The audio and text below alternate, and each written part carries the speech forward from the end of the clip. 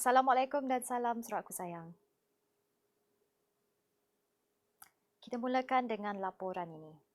Seramai 1,707 warga emas telah menerima kenyalang Gold Card KGC di sekitar Buka. KGC tersebut diserahkan oleh Menteri Kebajikan Kesejahteraan Komuniti, Wanita, Keluarga dan Pembangunan Kanak-kanak Datuk Seri Fatimah Abdullah dalam satu majlis di Dewan Masyarakat Daerah Kecil Oya pagi semalam.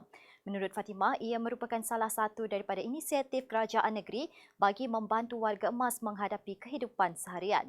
Daripada jumlah tersebut, seramai 951 penerima terdiri dari 29 kampung di kawasan Dewan Undangan Negeri Dalat. Sementara itu, katanya kelebihan pemegang KGC adalah diskaun atau rebat atau yuran percuma barangan serta perkhidmatan ditawarkan agensi strategik terdiri sektor kerajaan maupun komersial.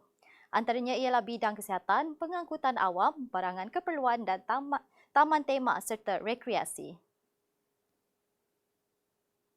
Menteri Pembangunan Usahawan dan Koperasi Datuk Seri Dr. Wan Junaidi Tuanku Jaafar hari ini menyerahkan bantuan sebanyak 27,100 kepada 43 penerima dari kawasan Parlimen Santubong.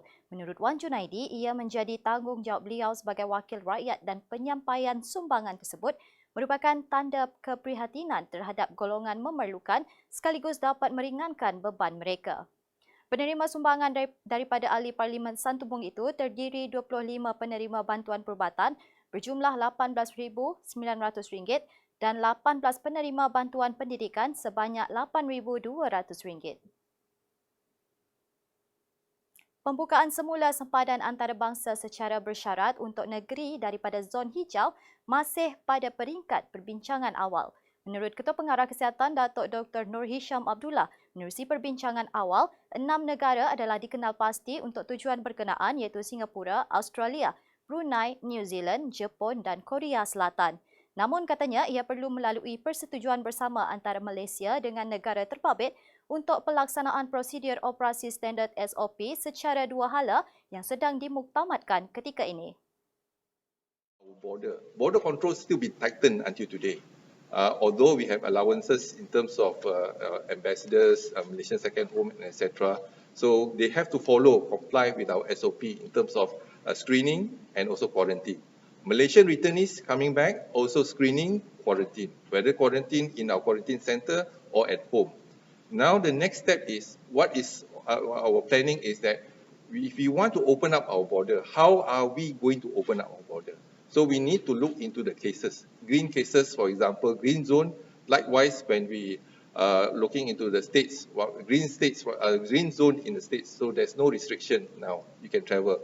So when we look into the green zone, for example, or green country, then we call it a bubble, a travel bubble. Then we need to discuss and finalize the SOP, the agreement between two countries, in terms of the cases. What should we do? Do we need a quarantine, and etc. So, for example, now one state, if you are in Johor, you go to Melaka, we don't quarantine you, and then we don't swab you. So, using the same concept now between the state, what about looking into countries? So, we need to identify the countries first, and then we need to discuss the detail about the SOP with the countries. It must be mutual and reciprocal, so that we follow the same protocol on both sides. Then we can actually allow.